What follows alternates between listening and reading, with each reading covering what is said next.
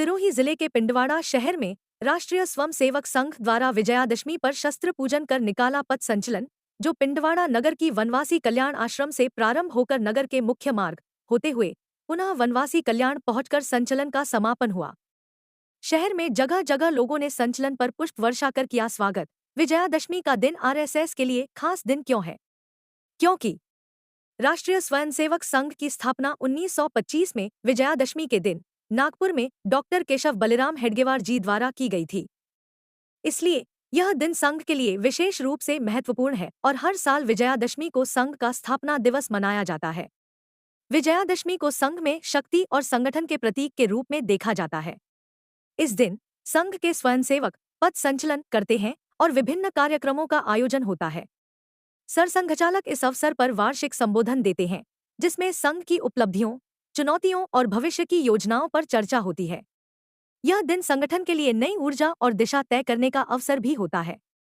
विजयादशमी को संघ की विचारधारा के अनुसार नैतिक और सांस्कृतिक शक्ति का प्रतीक माना जाता है, जो राष्ट्र निर्माण में योगदान देने की प्रेरणा देता है।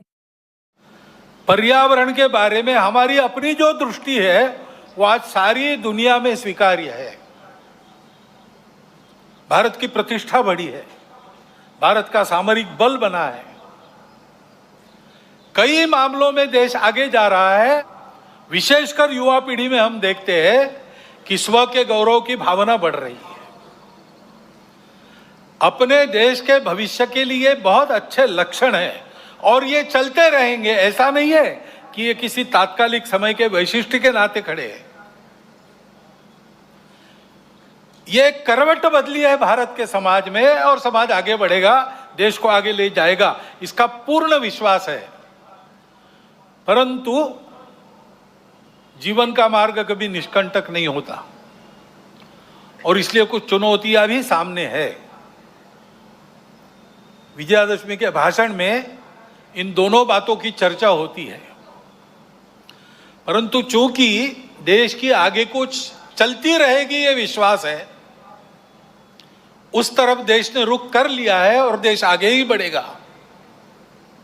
उसकी चर्चा इस भाषण में आज मैं कम करने वाला हूं। एक चुनौती ऐसी ध्यान में आती है जिसका विचार हम सबको करना चाहिए, क्योंकि वो केवल हमारे सामने यानी संघ के सामने चुनौती नहीं है, केवल हिंदू समाज के सामने नहीं है, केवल भारतवर्ष के भी सामने नहीं है, पूरे दुनिया में वो चुनौती उठ रही है। उसको हमको समझना होगा, क्योंकि बहुत मायावी रूप धारण करके वह चुनौती आगे चलती है। इसलिए उसकी चर्चा करना मुझे आवश्यक लगता है।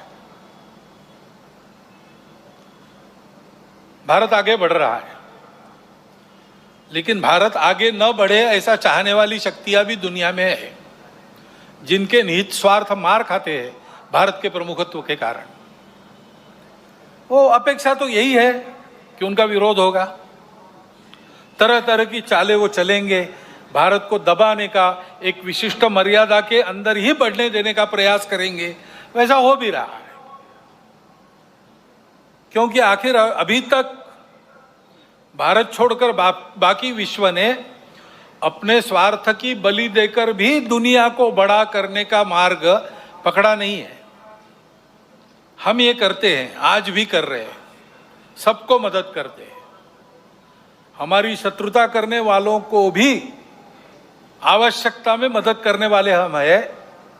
शांति रहे इसलिए अपने हितों का बलिदान भी हमने कई बार किया है और करते हैं। ऐसा स्वभाव दुनिया में नहीं है और इसलिए भारत आगे बढ़ रहा है या कोई भी देश आगे बढ़ रहा है, कल चल के हमारा स्पर्धक बनेगा ऐसा डर जिनको लगता है, वो उस देश में तरह तरह के उत्पाद करने में कम नहीं करते। भाषा तो विश्व बंधुत्व की होती है, परंतु वो वहां तक ही है। अपने निहित स्वार्थ ठीक रहने चाहिए, अपनी सुरक्षा को धक्का नहीं लगना चाहिए। और इसलिए दूसरे देशों में कई प्रकार के उत्पाद खड़े करना, जनतांत्रिक तरीके से वहां कोई सरकार चुन के कारोबार कर रही, उसको नीचे लाना, ऐसा दुनिया में चलते रहता है। परंतु इससे ये ध्यान में आता है और ये ध्यान में आना चाहिए, हिंदू समाज के भी ध्यान में आना चाहिए कि दुर्बल रहना अपराध है। हम अगर दुर्बल है, असंगठित है, तो उसका मतलब हम अत्याचार को निमंत्रण दे रहे हैं। निमित्त कुछ नहीं चाहिए, हम दुर्बल है, यह निमित्त पर्याप्त है। और इसलिए जहां कहीं भी हम हैं वहां संगठित रहना, सशक्त रहना, किसी से शत्रुता नहीं करना, हिंसक नहीं बनना, योगदान देने वाले बनना, परंतु इसका अर्थ दुर्बल रहना नहीं, अशक्त रहना नहीं। इसको हमको करना ही पड़ेगा। हमारे देश में भी ऐसा हो, ये इच्छा है, क्योंकि भारत बड़ा बनेगा तो सब स्वार्थ के दुकान तो बंद हो जाएंगे, और इसलिए भारत का ये सामर्थ्य न बने, ऐसे उद्योग चल रहे हैं। Deep state, wokeism, cultural Marxism, ऐसे शब्द चर्चा में बहुत है। पिछले साल भी मैंने उल्लेख किया था। कुछ लोगों ने कहा था कि अपने यहाँ तो है ही नहीं। ऐसा नहीं है, अपने यहाँ है, बहुत पहले से है। क्योंकि केवल भारत नहीं, सभी सांस्कृतिक परंपरा के विरुद्ध ये विचार जाता है। परंपरा से दुनिया में कहीं भी कोई भी समाज जीवन में जो मंगल है, भद्र है, ऐसा मानता है, उसको ध्वस्त करना ये इनके कार्य प्रणाली का अंग है। और ये करने के लिए पहला सूत्र उनका होता है इन्वेड द इंस्टीट्यूशंस, संस्थाओं को कब्जे में लो।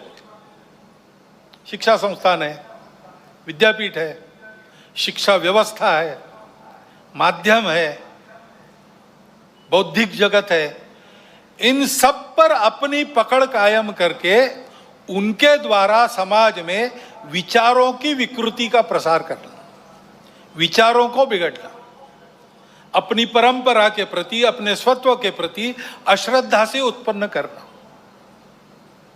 हम ही अपने लोगों को गाली दे, हम ही अपने बातों को तुच्छ माने, उनकी लज्जा करें, इस प्रकार का वातावरण पैदा करना। इतना बड़ा समाज है, उसकी कई विविधताएं हैं, उन विविधताओं को अलगाव में परिवर्तित करना नहीं है। वहां कोई जबरदस्ती विविधता आरोपित करके हम विविध है इसलिए हम अलग है, हम विविध है इसलिए हम एक नहीं है, हमारे स्वार्थ अलग है, ऐसा नैरेशन देना। इतना बड़ा समाज है, छोटी मोटी समस्याएं सबकी रहती है, बड़ी समस्याएं भी रहती है। समाज की स्थिति में सब कुछ ठीक ही रहता है ऐसा नहीं, सुधारने का भी बहुत कुछ होता है, तो कई अन्याय चलते रहने वाले रहते हैं। इन सबको लेकर एक असंतोष उत्पन्न करना, संघर्ष उत्पन्न करना, टकराव की स्थिति उत्पन्न करना, लोगों को उग्र बनाना, व्यवस्था, कानून, सत्ता, प्रशासन, इन सब के प्रति अश्रद्धा, अनादर का व्यवहार सिखाना, इससे उस देश पर बाहर से वर्चस्व चलाना आसान होता है। पहले जैसा आपस में युद्ध करना अब आसान नहीं है। अब युद्ध इस प्रकार से होता है, इसको मंत्र विप्लव कहते हैं अपने परंपरा में। ऐसा मंत्र विप्लव चल रहा है, और ऐसी भ्रम की स्थिति में उनको देश के अंदर भी कभी बार साथी मिल जाते हैं, जाने अनजाने। प्रजातांत्रिक देश है अपना, अनेक दल रहेंगे, उनकी स्पर्धा चलेगी, ये प्रजातंत्र की पद्धति है। लेकिन समाज में ये अलगाव, टकराव देश की एकता, एकात्मता, देश के वैभव संपन्न होने के प्रयास से बड़े बन गए, अथवा दलों के स्वार्थ समाज की सद्भावना और राष्ट्र की एकात्मता को गौण बनाकर चलाए गए, तो फिर किसी एक का पक्ष लेके उनके पीछे खड़ा रहना, खुद मैदान में नहीं आना। अल्टरनेट पॉलिटिक्स ऐसा कहते हैं, पर्यायी राजनीति। उसके आड़ में अपना ये एजेंडा और ये पद्धतियां चलाती है। और ये मैं कोई कॉन्स्पिरेसी थियरी नहीं बता रहा हूं, पुस्तकें निकल रही है पाश्चात्य देशों से वहां की परिस्थिति के बारे में।